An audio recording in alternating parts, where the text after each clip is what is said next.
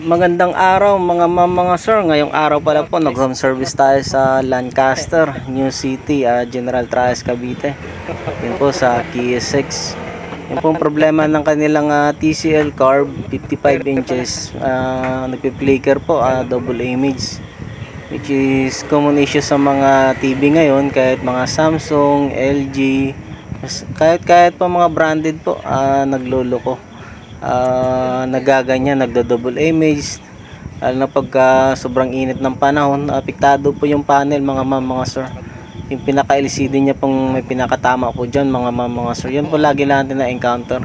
Na po pagka super brightness, yung mga settings, yun po yung malaking factor sa ba't naging sira ang inyong TV. Yun po lagi natin nakakuha dyan sa may sulok. Yun yung laging dyan may sakit dyan na i-encounter natin. Nandyan yung shorted palagi. So yun, ni-repair na natin dyan mga sir. Binuksan na natin pero hindi na natin na-record kasi nga hindi naman na DIY yan. Tapos hindi ko natin yan tinuturo sa iba na gagawin pa yan kasi lalong lumalala pa yung sira. Hindi na advisable po mga sir. So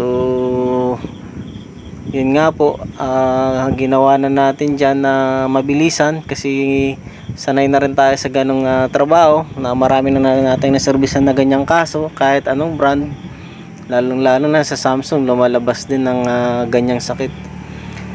Sa mga maninipis na TV ganun din. So yun po, lucky tayo dahil hindi pa nagalaw na ibang technician yan, may silyo pa. So sa ibang customer ko na nag-inquiry sa akin, pag ginalaw na kasi ng ibang technician, 50-50 na po magagawa. Kaya ini-interview ko pagka malayo kung nagagawa ng ibang technician.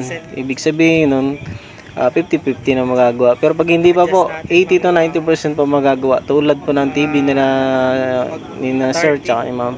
So yun, may konting magaspang lang po dyan sa may left side.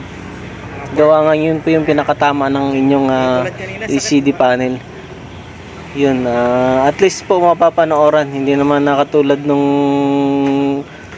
pinuntahan ko siyempre hindi katulad ng ganong defect kanina na hindi mo papapanooran na flicker. So yun, in-adjust na natin dyan mga sir sa brightness and backlight settings. Yun yung lagi natin binibilin kahit pa ulit-ulit tayo ng advice. Siyempre sa mga bagong masisiraan, siyempre mapapanood nila ito kung ba't naging nasira or kung bakit nasira agad yung kanilang TV. So alam nyo na po yung naging factor na nasira agad yung kanyang screen. So yun nga po, hindi siya na DIY kasi po lalong lumalala yung sira, lalong yun nga po, masasayang lang yung TV pagka kayo pa mga gagawa. So not advisable sa maghanap na po ng mga technician na malapit po sa inyo. Yun po yung ina-advise ko po na kumuha ng technician na malapit po sa inyo.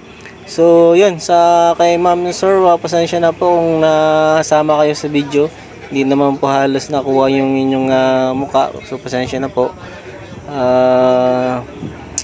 Sana yun nga po. Sana okay lang sa inyo sir na nakuha yung nyo. Yun nga po.